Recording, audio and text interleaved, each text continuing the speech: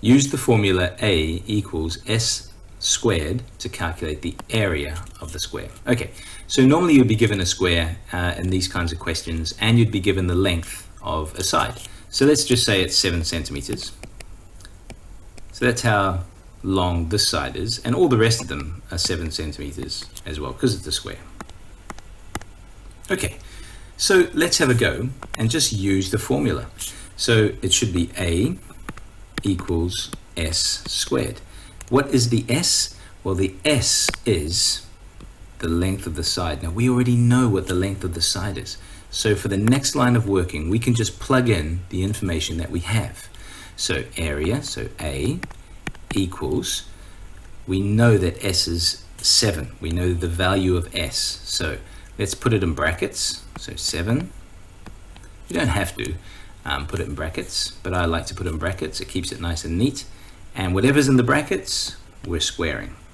Okay.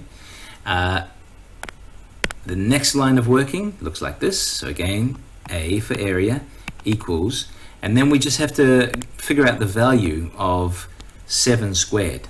So 7 squared really means 7 times 7, and that's 49. Okay, so instead of writing this, we know that A equals 49, so the area equals 49. We're dealing with centimeters, and we're dealing with square centimeters. So you must include, you've got to include this element in your answer. You've got to include the exponent in your answer, and you've also got to include the unit of measurement. Okay, so this is the final answer, and that means that the area is 49 centimeters squared. We can check to see that we are correct. We can use the same formula to check. So A equals S squared. This one's a little bit more complicated, but again, we just plug in the information we know, or we think we know. We think we know that the area is 49, right? So instead of A, we write 49. We'll pretend we don't know what the side length is, and that equals S squared. So what we want to do now is we want to get rid of the squared and just be left with S equaling a number. So the squared, what's the opposite of squaring a number? The opposite of squaring a number is to square root the number, find the square root. So if we square root that, and we square root that, what we're left with is squaring a number, square rooting the number. That cancels each other out. So we're left with S on this side, and the square root of 49, if you use your calculator or you know your times tables, something times something equals 49. These numbers are the same number, and 7 times 7 is 49, so it's 7. S equals 7 centimeters. Is that what we started with? It is what we started with, therefore for sure that is correct. So in this particular case, we've got a square. We know that each of the sides is 4 meters long. Okay, and we have to figure out what the area is. So we're going to use the formula. And the formula that we need to use is area equals S squared. Now, what is the S? The S for sure is the side length, and we know what that is already, so that's really handy. We don't know anything else just yet, so let's proceed with what we know. A, remember, stands for area, and that equals, not S, we know what S is. S is 4. Now, it's a good idea to put that value inside brackets. You don't really have to for these simple equations, but it is a good habit to get into for when you do more complicated equations later.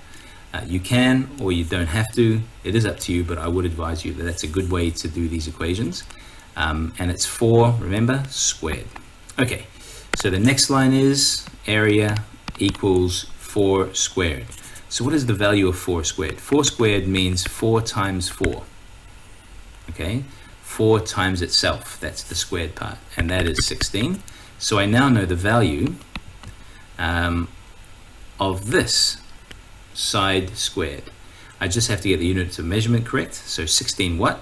Well, we're dealing with meters, and because we're dealing with area, and area is measured in squares. So in this particular one, we've got 4 squares each way, And if I counted up all these squares, I should have 16. And because we measure area in squares, we square the unit of measurement as well. And that should be correct. We can check, and we should check. So we just use the same formula, A equals S squared. We now think we know the value of A, so let's plug that in. Let's pretend we don't know what S is. So at the moment it becomes 16 equals S squared. Now I need to get rid of the squared. The opposite of squaring a number is to get its square root. So it's square rooting both sides. That cancels out the squaring, and now I'm left with S on the right hand side. The square root of 16, in other words, something times something is going to equal 16, and these are the same numbers. If you know your times tables, you can use your calculator as well. The answer is 4. And did we start off with the length of the side as 4? Yes, we did. So we know this is correct.